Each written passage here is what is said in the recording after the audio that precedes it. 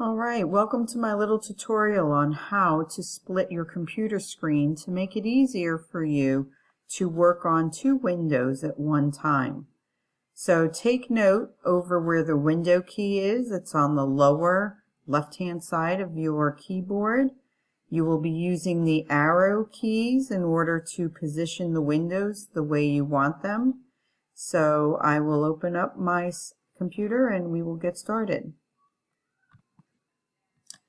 Alright, so we click on the page, we hit the Windows button, and we hit the left key arrow to bring it over. But now we want to put another assignment over here, either a Google Doc or guided notes, whatever we're needing to do.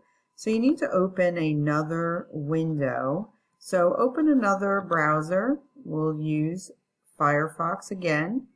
You're going to click on that page, you're going to hold down the window button, and then you're going to click over with the opposite arrow to the right.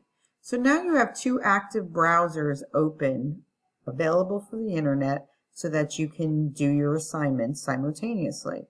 So let's go to a folder that's asking us to take notes, guided notes. And you will have one screen for the lecture and then one for the guided notes. So you need to create a guided note and make yourself a copy. So let's go over here. We're going to make a copy, which is going to put it in our Google Drive. There you go. So now I want to move that over here by opening my Google app on the other browser. It'll bring up the copy that I just made, and then I'm able to open it up over here and actually use it to type. So I can close that one over here, and now I can start. So I can pull up my recorded videos, I can pull up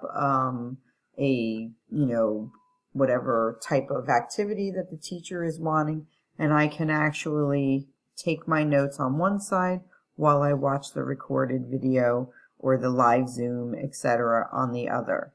So I hope this has helped you, and I hope you're able to, use it to make your lives a little easier with your assignments. Have a good night.